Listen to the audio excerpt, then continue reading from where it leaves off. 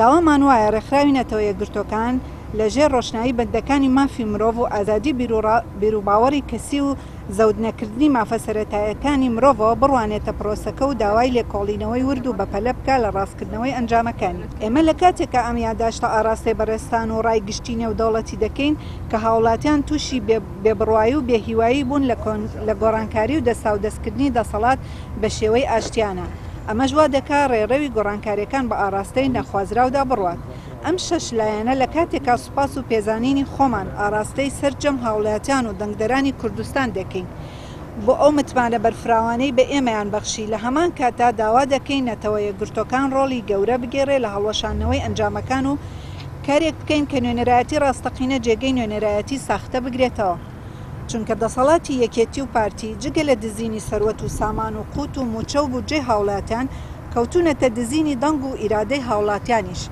ئێمە لە کاتێکە سەرجەم پێشێلکاریەکان بە خەڵ دەخەینە ڕوو بە بەڵگەشەوە دەیخینە بەردەست لە هەمان کاتە و پێمان وایە مامەڵەکردنی ئێوە لەگەڵ نوێنەرایەتی ساختەی پارێزگاکەمان گومان لەسەر بڕوابوونی ئێوە بە پرۆسەی دیموکراتی و ئازادی هاوڵاتیان دروست دەکات.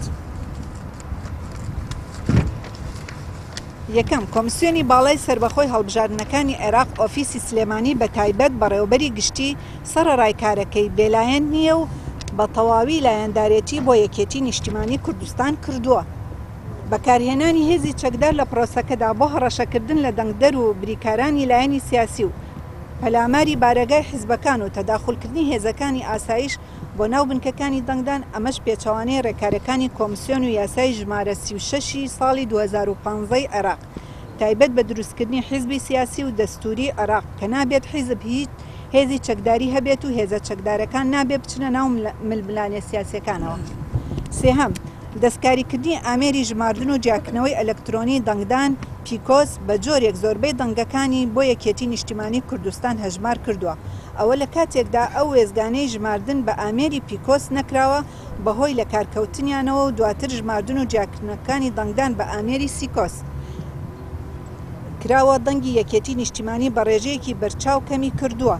ئەمەش دڵنیایی تەواو دەدات لە دەستکاریکردنی ئەنجامەکان و دروستکردنی نوێنەرایەتی ساختە. ئەو کاتە ئەگەر لەوانیشەوە ئێمە وەڵامی باشمان وەرنەگرت و جێی متمانە نەبووە دەنگی دەنگدەرانمان نەگەڕایەوە، ئێمە ئەو کاتە هەوڵ دەدەین بۆ بژاردەکانی ترکە وەکو شەژلایەنەکە لە کۆبنەوەکانی خۆیانە دەریان خستووە، هەوڵ دەدەین بۆ خۆپیشاندان و لە دوای ئەوە بایکۆتی پرۆسەی هەڵبژاردن.